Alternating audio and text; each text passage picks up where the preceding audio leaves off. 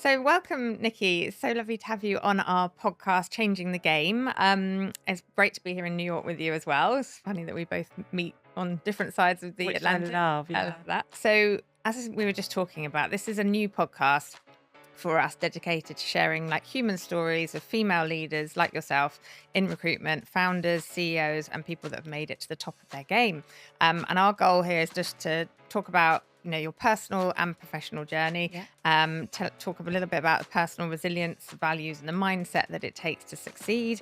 And we want to inspire the next generation of female leaders by showing what is possible, but also what's real. So, warts and all, we'd love to, learn a Well, there's little bit. lots of those in recruitment as well, isn't there, over the There years? are, there Yeah. definitely are.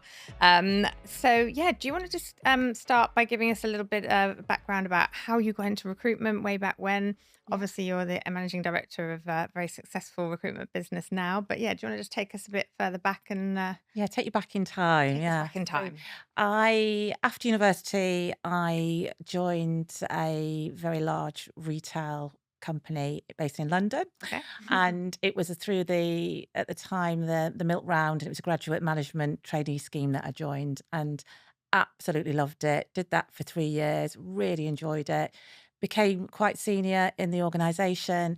And it was very apparent that you're not going to earn a lot of money in Yeah. retail. And money was one of my motivators, very important to me. Yeah. And so I started to look round at different careers, still selling because I love selling. I'm passionate about selling, but something that I could be more proactive with. Hmm. And in retail, you can only sell if people walk through the door. Yeah. So I met somebody whose partner was in Rec to Rec, Oh, really? and something that I'd never heard of before. This whole world of people finding recruitment consultants work like Yeah. yourself, and spoke to her. She set me up with a couple of interviews. I met with a couple of firms, and got offered a role at Baden and Clark at the time. And that was my first foray into the world of recruitment.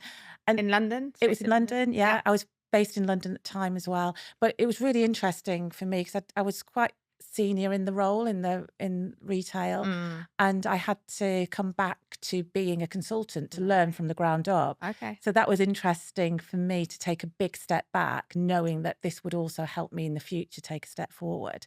So I very much Interesting. had my eye on the prize of getting back into a management role and a leadership role. Amazing. Okay, so you were managing a team and a big business, and you came into recruitment, Yeah. took a step back, and okay, that's really interesting. I didn't know that. And then that was what kind of recruitment were you recruiting back then? Yes, I was doing temp recruitment, and it was finance and accountancy into media and information services. Okay. And my biggest account was the BBC. So I used to place qualified accountants on a fixed term and temp basis, but predominantly into the BBC, which was Amazing. at the time, it seemed incredibly exciting.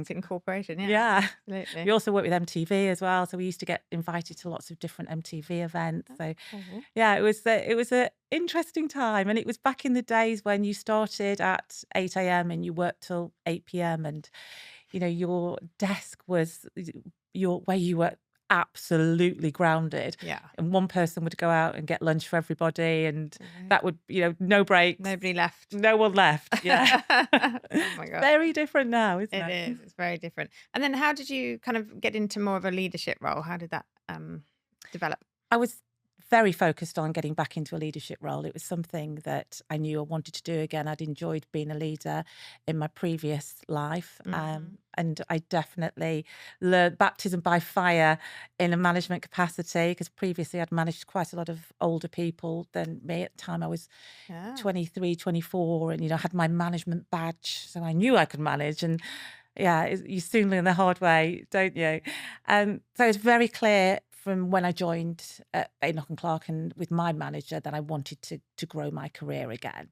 And I quickly went through the ranks and became a principal consultant, then became a team leader and manager, and was starting to help grow out different areas for what was then the MPS group that owned Baden and Clark under that umbrella as well. Okay, amazing. And then how did you sort of move into your role now at Ambition? So I had two children, Mhm. and both of them were born really prematurely. So my son was born at 27 weeks, which was very scary because we didn't know what was happening and we didn't know if he was going to survive. And then 2 years later, I had my daughter who was born at 31 weeks. So Gosh. again, very premature. Yeah. And it was overwhelming. So having two very poorly babies, and at the time I was a main board director working incredibly long hours, and it just didn't all work. So sometimes you have to make a decision, don't you? And I Yeah. think this is, as a female as well, Yeah. you do sometimes have to tread water to ensure that you can make your personal life work as well. Yeah. And I took a big step back and decided that I wanted to go to another firm, and took a step back into an associate director role. Okay. So joined What Ambition on the 2nd of January 2008. So a long time ago in a galaxy far, far away.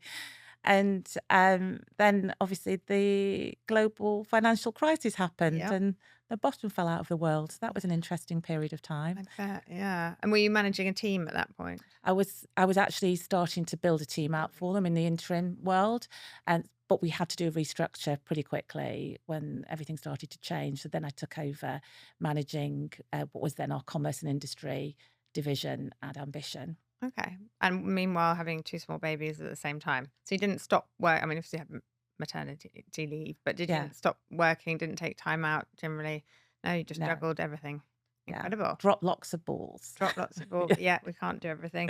Well, that's, one of the questions I had is, what in terms of getting to where you are today, what sacrifices have you had to make as a woman, that maybe other people Yeah. don't face? I think it is really interesting because you can't do everything. Those people that say that Mhm. anything's possible, of course anything is possible, but it's at what sacrifice, Yeah. to your point. And I, at times it was really hard when the kids were little. There wasn't the flexibility that we have No. now to be able to work from home or part-time, or to, maybe pop along and do the sports days and all those really important elements of being a mum. And I wanted to be a mum as well. So I Yeah. wanted to embrace that, but I also wanted to be a businesswoman, and I wanted to ensure that I could develop and grow my personal career. So sacrifices were sometimes I couldn't go to some of the kids' school things, and when I could, I would make the most of it. I constantly felt like I was juggling two different worlds Yeah. and not doing a good enough job in either world most of the time. I think a lot of people can relate to that. Yeah. You feel like you're just trying to please everybody, but Yeah, actually dropping balls everywhere. not Yeah. pleasing anyone really. Yeah, definitely not yourself. Yeah. No. You're the last person to get any of that support for Yeah, that yourself, is aren't tough. you? And how do you sort of, obviously the children grow up and there's different stages. Like Yeah. I've had the same when they're quite small, they're quite needy, and now my kids are teenagers, so they're quite self-sufficient. But how did you sort of cope with that journey, like throughout the years, and different needs of different people, and obviously the needs of your team as your Yeah. team grew? And is there any advice you can give to somebody who's maybe starting their family now and is worried about what it's going to do to their career? And I think you need to give yourself a break. I think sometimes you need to tread water. As I was saying, I did that. I took a step back and I treaded water whilst my children were younger, Yeah. so I could dedicate more of my time to them. I was very lucky. I had a very supportive family network. And as we all know, it takes a village to raise a child, doesn't Yeah, it? And you do need to have absolutely. that help and support along the way. I wanted to ensure that I could still develop my career. And as soon as the children started to get older, and as you say, were more self-sufficient, then I decided that it was time again to focus on developing my career and ensuring that I still could do what I wanted to do. And I still had my eyes set on really being a leader in a recruitment firm and ensuring that people that were coming through, whether it's males or females, people that have got children or caring responsibilities, that they had a better choice than I probably had at the same time. And, I can remember lots of times when, for example, I asked to work 4 days a week, and unfortunately that wasn't going to work for the business needs. So we agreed on me doing 4.5 days a week. And what you would do now is obviously work at home for that Yeah. half a day. But I used to have to come into the office and be in the office for 7:15 a.m. so that I would then work till 11:45 a.m. to then do this. It's bonkers. Hearing Think yourself say about this it stuff, now, did yeah. this bonkers journey back to Just Surbiton no to pick up my flexibility. daughter who was finishing school at 12:30, and it was just everything had to be Yeah, it had to perfect work to make that hard. work, Yeah. and things are never perfect, as we No, know. no, I remember that. Yeah, missing a train and okay, I've got to The pick my panic. children up and I can't get to. Yeah, Yeah, it was a big juggle, but yeah. And what that's just strange how things have changed so dramatically yeah, now. It's almost gone totally the other way, which is amazing for people who want to have a family and have both their career. And just in terms of as you moved into that more managerial, like owning your own P&L and team, like did you have a mentor? Did you have somebody that you kind of could get advice from? Because that's sort of one of the themes that's coming through this podcast is having we don't know it, or we don't know yeah. it, or we don't know what we don't know, and actually having that person who's maybe done it before and someone to look up to, and just a support to talk things through, and for those moments when you're just don't know where to turn. Like, did you have somebody in your career either then or now, or would you advise somebody who's coming into recruitment to definitely find that person? Yeah, I think mentoring, having a mentor is absolutely essential at every single stage in your career.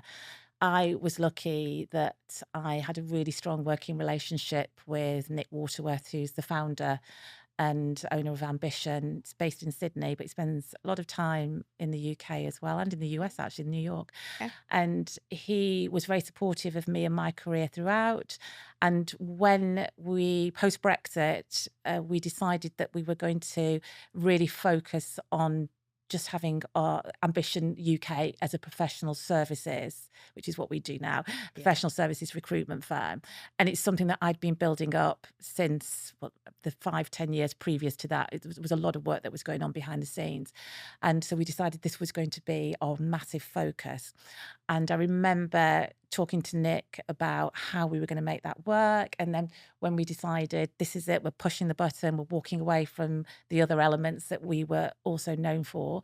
And having that moment of thinking, oh my God, Is this the right this thing is to do? huge. Is Yeah. it the right thing to do? And having that support and steady voice of Nick there as well, saying, what's the worst thing that could happen? What could possibly go wrong? Yeah. And I think that's one of the things is like putting everything in perspective, especially like when Sarah and I started our business. It's like you don't necessarily have that person to say, A, you're doing a really good job, or B, when you get into a very senior leadership position, it's like, or actually, is that the right decision you're making? Yeah. Like, you need somebody just to challenge, which is kind of a lot of the reason why we went in with 11 investments, so we can have that other voice. Because as a leader, it's sometimes quite lonely, and Yeah. you do second guess yourself, and you don't know what And you're I think it's doing harder as a founder as because a founder. Yeah. because that it is yours. It's you've got to who do you go to? Who do you approach, as Yeah. you say? Whereas, for me in that scenario and situation, I You had our had the founder there. founder.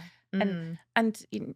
you, Sarah, Nick, as founders, you are very entrepreneurial in the way that you work as well. So Yeah. I think that's a really interesting when you do see that ability for people to have that quick thinking and be able to really pivot when a business needs it. Yeah, So and that's sometimes that's take good. risks, and yeah, yeah, it's an interesting one. But just in terms of your, you know, your journey, like obviously we all have sort of self-doubt, imposter syndrome. Like, how have you dealt with that over the years? I'm not sure I have. I think I So- think it's constant. I think it's really interesting, isn't it? Because yeah, again, sometimes you don't know what you don't know in these scenarios and situations, and you can't help but look around and think about like you're a prime example. I always think you're amazing, and it's knowing that you're doing what are you doing and why you're doing it, and making sure that you've got the best interests of the firm at the front and the best interests of your people that work for you. So I think when I go into that imposter syndrome space, I have to then go back into why am I doing yeah, this? Is this the right decision? Sometimes you have to take risks, as you say, and it's not always yeah, something that you can go, this is going to work out. yeah, But you're doing it in a very controlled manner most of the time. I think also it is being around other people and talking to other people and, being vulnerable at times. I Yeah, think as a leader, if you can show vulnerability, I think it makes you a better leader, but I think people really reach out and want to help and support you. And, definitely. I know that I was really honoured last year to be recognised as one of the Staffing Industry Analysts Global Power Women, 150 Global Amazing. Power Women. And that was an Wow, amazing that's moment for incredible. me. But you look at who's on that list, I'm Yeah, sure I'm 150. I'm Maybe I've sure just you're not. squeaked I'm in. sure you're not. But, Yeah, it's that's moments like incredible. that that Yeah, make you really, your imposter it gives syndrome you the kick in. confidence. No, it makes your imposter syndrome kick in, I Well, think. yeah, it gives you confidence about you're doing something right, and Yeah, that's great, a great accolade to have. Um, yeah, and I think it's right. It's like going back to what is my job here? What am I doing? And yeah, am I doing the right thing for the right people? And am I doing my job to the best of my ability? And if you can say yes to that, then yeah. you can be in any room and Uh, just deal with any Completely. situation. But I also think, yeah, as females, we probably don't.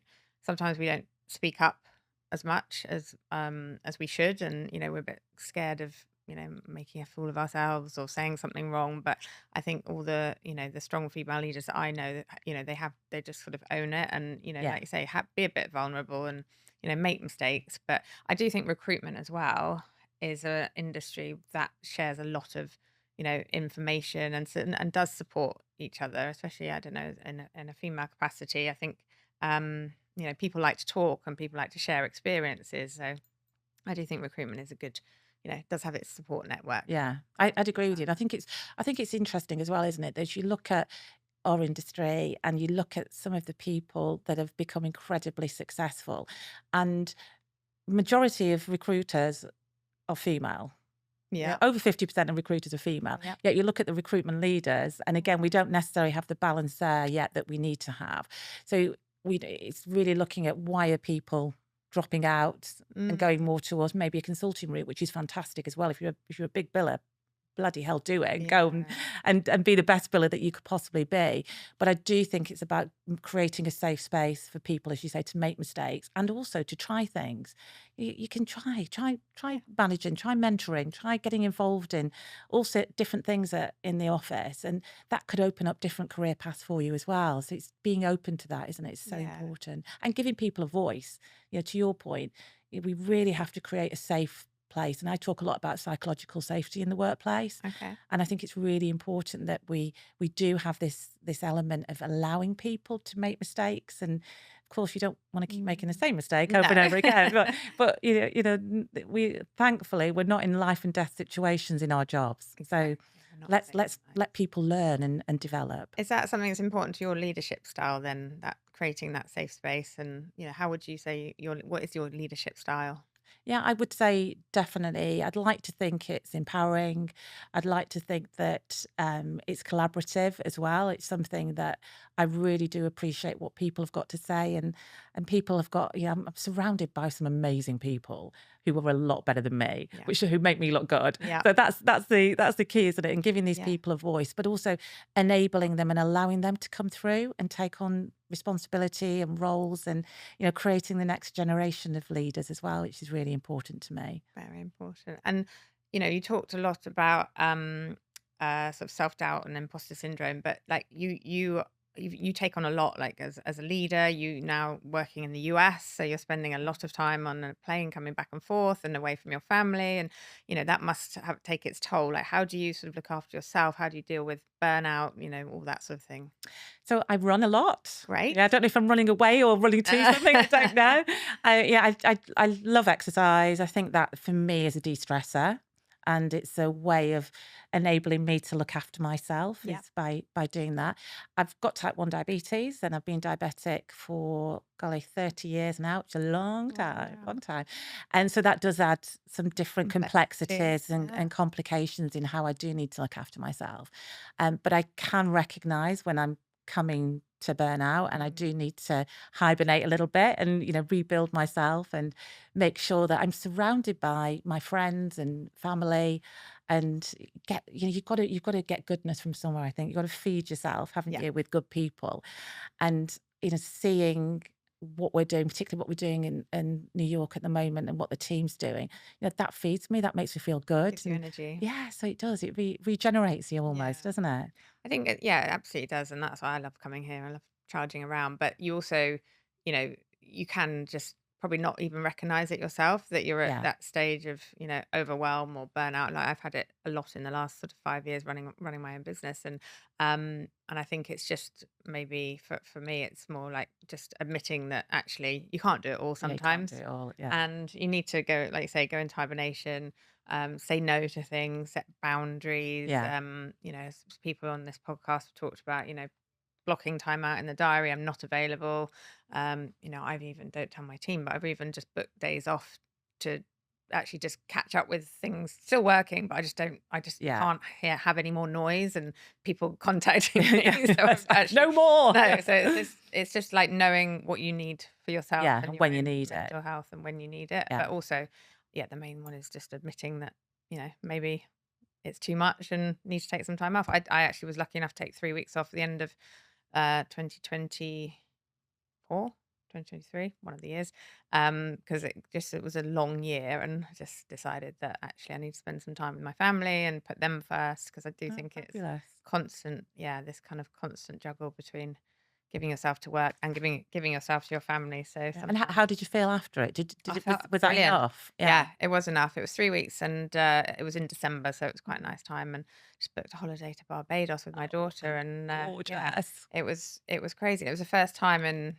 probably about 8 years I'd actually Wow. switched off properly, and just no communication with work. And I just had to do that. For me, it's all or nothing. Like you have to. I Yeah. can't sort of be half in, half out. So yeah, And would it you was do that great. again though? Would you before you got to the stage of 100%. when you were Yeah, I think I'd feeling probably burnt take out? more, and I've been talking to my team about this. Like a lot of the team, because of what we do, it's quite relentless. It's Mm. constant. And it's been quite hard over the last 2023 was quite hard. We we're just sort of saying actually n- recognize the patterns. Like at the end of every Yeah. quarter, maybe take a 4-day weekend or something, rather than you don't necessarily have to take 3 weeks off every 2 months. Sounds amazing though. Yeah, Yeah. it's lovely. But actually just having that extra couple of days to recharge, because we're obviously quarterly based. So yeah, it's just knowing what works for you. And it has worked for some of my team, is just to take those 2 extra days, just to Yeah, I love that. decompress and then go again in the next quarter. Yeah. But I did definitely come back in the January and just kind of go, you're right, I can do anything now. And yeah, so it was good. It's definitely That's really good. recommended. Yeah. I think it's interesting, isn't it, that sometimes when you're in the middle of it, or to your point earlier, you don't actually realize that you're burnt out No. or stressed, or, however you want to frame it. And I know myself, it's when, the small things really irritate me. And I know that I need to take a break. And I do really try to take a break a quarter, Do even if you? it's a week, a quarter, Okay. Good and to know. do a flip and flop holiday to recharge my batteries. Yeah. And then, like you say, you come back and you can take anything on, can't you? Yeah, absolutely. Absolutely. No, yeah, it's just all, and just recognizing the signs, as you say, Yeah. I think it's great. Just jumping back to sort of your kind of personal qualities and attributes. Do you think there's anything that you, as a female leader, like in terms of your values or your attributes, have helped you like get to where you are today? I think I'm very empathetic. I think that's one of my strengths. And I think that I know I'm very resilient. I think Yeah. there's a lot of things that have happened, in my personal life that have really built my resilience up. And I would say that's probably one of the most important things in most jobs and careers, but particularly in sales and recruitment, you have to be resilient. Definitely. But I think that, showing empathy for people is Number absolutely one. essential, isn't it, Yeah, as a leader? I mean, definitely. trying to put yourself in someone else's shoes, I think is so important. And, we always look at things through our own lens, don't we? And our lenses sometimes can be all different shades of colours. And probably if Yeah, you can just think experiences. about, think about Mm. someone else and think about how they're thinking and feeling. And I think that really helps. Yeah, absolutely. No, great idea. And if you had any advice for somebody starting in recruitment Yeah. nowadays, obviously it's very different from when we started, but Yeah. yeah, what would be your one piece of advice for somebody starting out? I think it would be throw yourself into it and think about in real life. We talk a lot about in real life now, don't we, in face-to-face meetings, and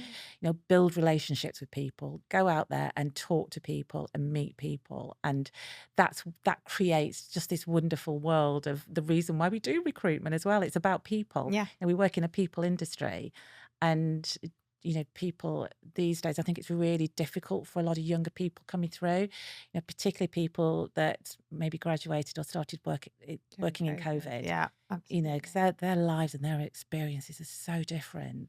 And so they're almost having to relearn. And I think it's our job, again, as leaders, as managers, to help them through that.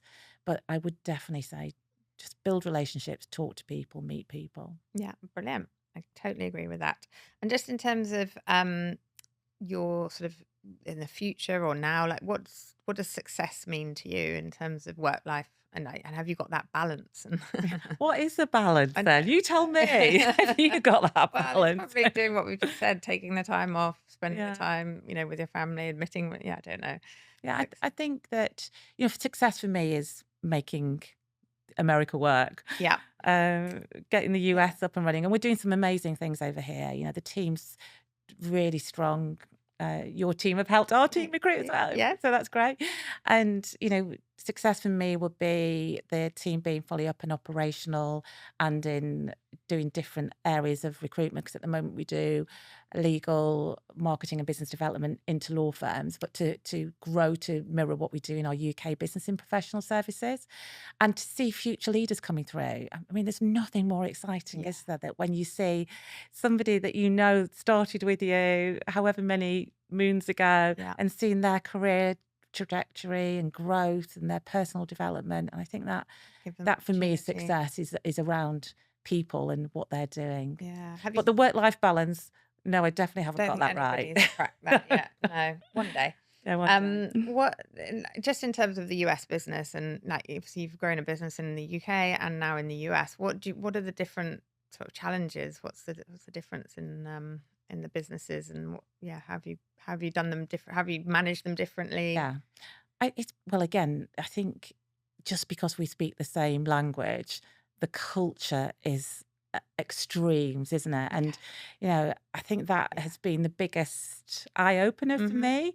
And people, in the US, particularly in New York, people are full on intense. The intensity of how people work here is different Different level. scale. Yeah, Yeah, really different absolutely. level. So that's been a change in how we work and how we motivate our teams. But Okay. I think also it's about I go back to meeting people in real life. It's been Mm, fascinating that the number of candidates and clients saying to us, recruiters don't meet us. really? Which you Yeah. think, what? What? How can That's our that job. happen? That's Yeah. what we do. That's That's this how is you can stand out from the crowd. yeah. So so that's something we do both in London and New York and DC, is that we do meet our people. We put our candidates and clients at the forefront of what Hmm. we're trying to do. So that's a similarity, but I think the intensities is just a little bit different. And London's an established business. We've been operating in the London market for 18 years and doing incredibly well. So I think that mindset of again going into a startup Yeah. is very different. And Yeah. how We've done it. that is. Yeah. You've been there and you've done that. And that is very different when you've got a successful business to be able to flip back to Yeah. So startup. it's not linear. It's not linear. Yeah. Yeah. London's a bit more, you get the market, you know what's good. It's quite a bit more predictable, but Yeah. yeah, scaling a business in the US is definitely not It's hard. linear. So But I think I love that here people want to give you a chance. succeed. Yeah, Yeah. they want you to succeed. They're like, what you show us what you can do and you can do it. And in the UK, Lisa, you know what it's like. People, they're not going to give you an inch.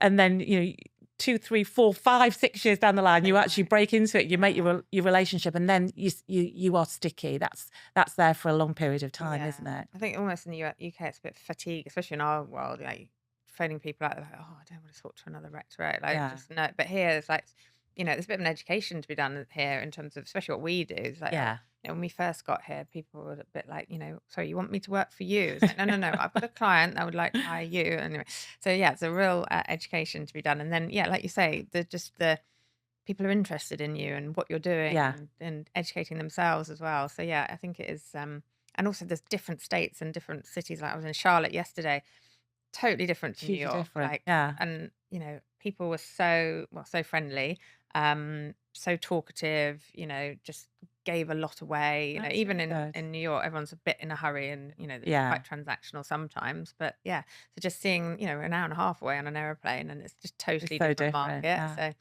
yeah, it's fascinating. There's a huge amount to learn, Yeah. yeah, But then again, it's amazing, isn't it, that people will talk to you. I think that one of the things I've noticed more about New York, and probably the same for you, you go and sit at a bar because you're having a bite to eat.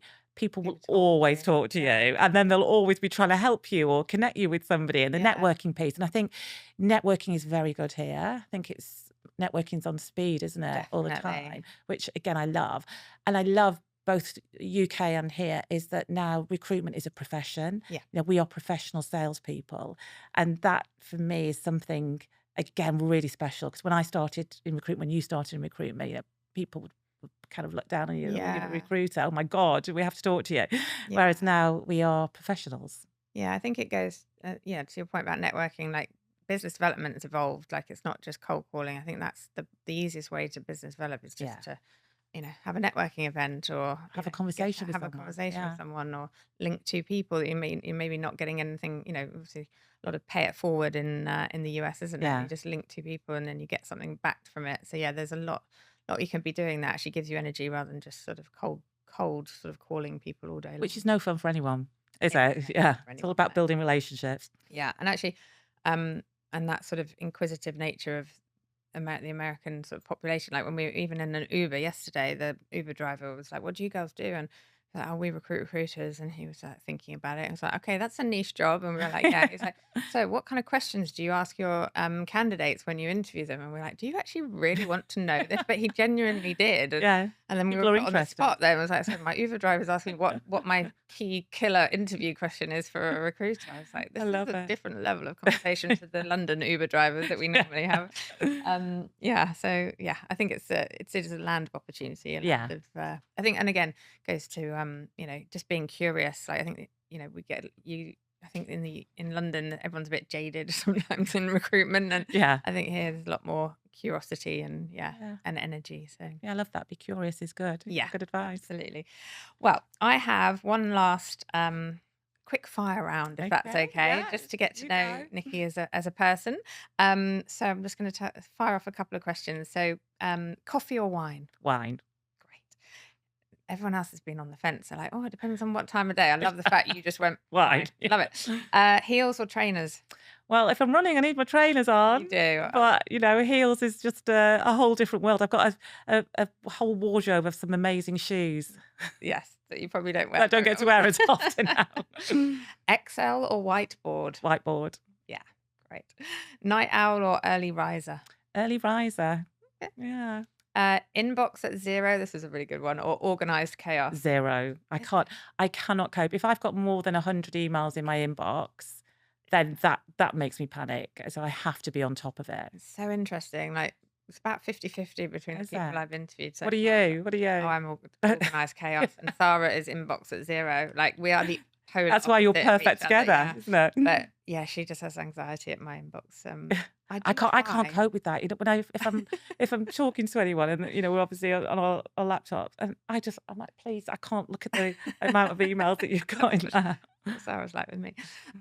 Office buzz or work from home vibes? Office bars. Nice. Book or podcast?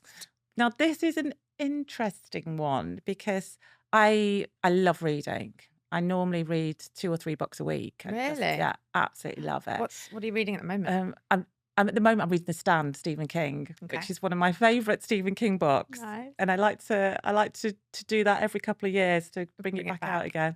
So it's trash. I'm not reading Right, anything. nothing cerebral. No, It's fine. just trash. But I do love a podcast, and when I'm Any running, I particular like one? podcasts. I like The Rest is Entertainment. Okay. I like that one. Don't know that one. And I love Leaders with Ambition podcast, which is obviously the Perfect. podcast that we do at Ambition. Love that. Yeah, absolutely. Any book that you would advise somebody to read in recruitment? Anything So over the years? yeah, there's